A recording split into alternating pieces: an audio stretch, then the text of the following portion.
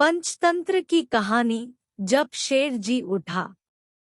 बहुत समय पहले की बात है। द्रोण नगरी में 4 दोस्त रहा करते थे। उन चारों में से 3 ब्राह्मण कई तरह की विद्याओं में निपुण थे, जबकि चौथे के पास किसी तरह की विद्या नहीं, लेकिन वह बहुत बुद्धिमान था।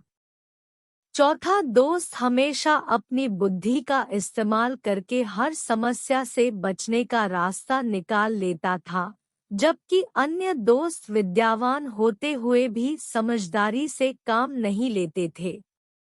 एक दिन उन चारों दोस्तों ने मिलकर सोचा कि पैसा कमाने के लिए विदेश जाना चाहिए। वहां जाकर ही विद्या का लाभ मिलेगा और पैसे कमाने का रास्ता भी। इसी सोच के चलते चारों विदेश यात्रा पर चल दिए। यात्रा करने के दौरान एक ब्राह्मण दोस्त ने कहा कि हम में से सिर्फ एक दोस्त के पास विद्या नहीं है। ऐसे दोस्त को हमारी विद्या के कारण मिलने वाला धन नहीं मिलना चाहिए। वो घर वापस जा सकता है। इस पर काफी देर चर्चा करने के बाद दूसरा दोस्त इस बात से सहमत हो गया, लेकिन तीसरे दोस्त ने कहा कि ऐसा करना ठीक नहीं होगा। हम सभी बचपन से दोस्त हैं और अब यह फैसला लेना गलत होगा।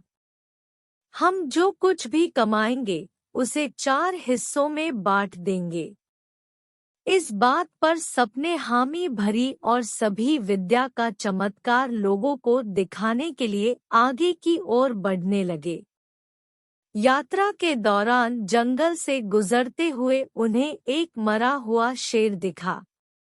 सभी ब्राह्मणों ने कहा कि हम अपनी विद्या के चमत्कार से इस शेर को जिंदा कर देंगे।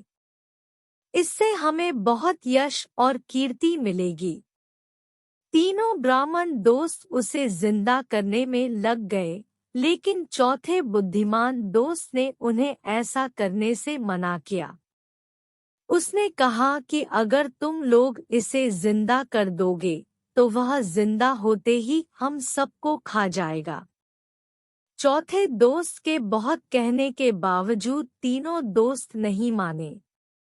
उनमें से एक ब्राह्मण शेर की अस्थियों को समेटने लगा, तो दूसरा उसके अंग को और चौथा उसके शरीर में प्राण डालने की कोशिश करता रहा। तीनों को अपनी अपनी विद्या का इस्तेमाल करते देख चौथा दोस्त डर गया।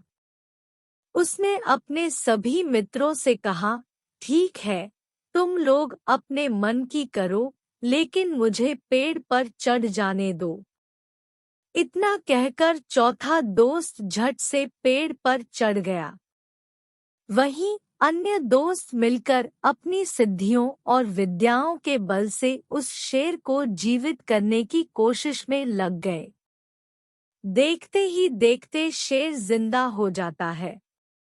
शेर जैसे ही जिंदा हुआ वह अपने आसपास 3 ब्राह्मणों को देखते ही उन्हें मार डालता है, जबकि पेड़ पर चढ़ा चौथा दोस्त अपनी समझदारी से बच जाता है। कहानी से सीख। शेर जी उठा कहानी यही सीख देती है कि विद्या के नशे में चूर होकर किसी काम को नहीं करना चाहिए। हर काम को करते हुए उसके अच्छे और बुरे दोनों परिणाम के बारे में सोचना जरूरी है। सिर्फ विद्या में निपुणता ही नहीं, बल्कि बुद्धि का होना भी जरूरी होता है।